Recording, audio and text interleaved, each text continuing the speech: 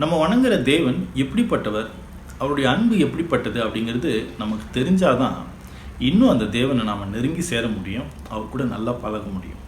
இதை பற்றி மத்தேயுல இயேசு கிறிஸ்து ஒரு இடத்துல சொல்கிறாரு, உங்களுடைய பரமபிதா நல்லோர் மேலும் தீயோர் மேலும் மழையை பெய்ய பண்ணுகிறார் அப்படின்னு சொல்கிறார்.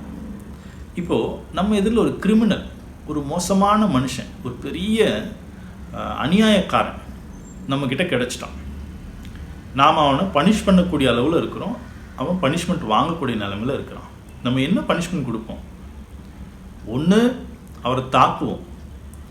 சரி, தாக்குறதுக்கு நமக்கு மனசு வரல, அட்லீஸ்ட் அவரை வெறுப்போம், அவர் ஏதாவது ஒரு கோபமான வார்த்தையை சொல்லி திட்டுவோம். இதுதான் நம்முடைய லெவல். ஏன்னா இவன் தப்பு செஞ்சிருக்கிறான், அதனால் இவனுக்கு இதை செய்யலாம், இது தகுதின்னு. ஆனால் தப்பு செஞ்ச அந்த நபரை தேவன் எப்படி பார்க்குறாருன்னா, ஒரு நல்ல மனுஷனுக்கு தேவன் என்னெல்லாம் கொடுப்பார் உலகத்தில்? மழையை கொடுப்பார், வெயிலை கொடுப்பார், ஆயுசு நாட்களை கொடுப்பார், ஆரோக்கியத்தை கொடுப்பார், பாதுகாப்பு கொடுப்பார். அது எல்லாமே இந்த கெட்ட மனுஷனுக்கும் தேவன் என்ன பண்ணியிருக்கார்? கொடுத்து வச்சிருக்கிறார். ஒய்? பிகாஸ் அதுதான் தேவனுடைய பரந்த மைண்ட். அவர் எல்லாரையும் ஒரே மாதிரி ட்ரீட் பண்ணுறார், எல்லாருக்கும் சான்ஸ் கொடுக்குறார். அப்போ தப்பு செய்கிறவங்க, அநியாயம் பண்ணுறவங்க, மற்றவங்கள ஒடுக்குறவங்க, மற்றவங்கள்ட்ட திருடுறவங்க, இவங்கெல்லாம் நல்லா இருக்காங்களே, நல்லா இருப்பாங்க. எவ்வளோ நாள் நல்லா இருப்பாங்க?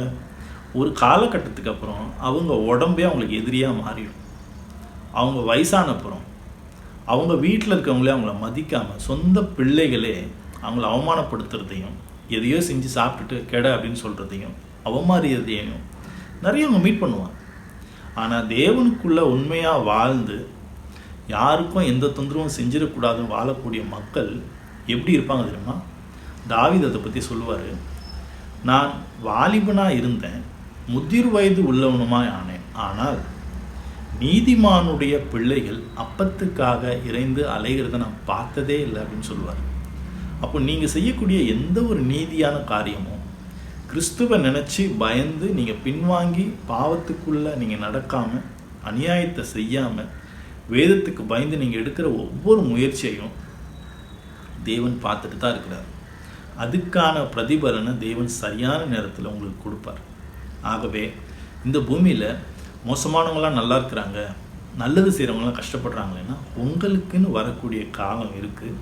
அந்த காலத்தில் இப்போது அநியாயம் பண்ணக்கூடிய எல்லா மக்களும் உயிரோடு எழுந்து வரும்போது பார்த்து நொந்து போவாங்க. ஆகவே நீங்கள் சோர்ந்து போகாதீங்க. நீங்கள் செஞ்சுக்கிட்டு இருக்கிற நன்மைகளை தொடர்ந்து திரும்ப திரும்ப செய்யுங்க. தேவன்கிட்ட எப்போவுமே ஜெபத்தோடு காத்துருங்க. வேதத்தை நல்லா வாசிங்க.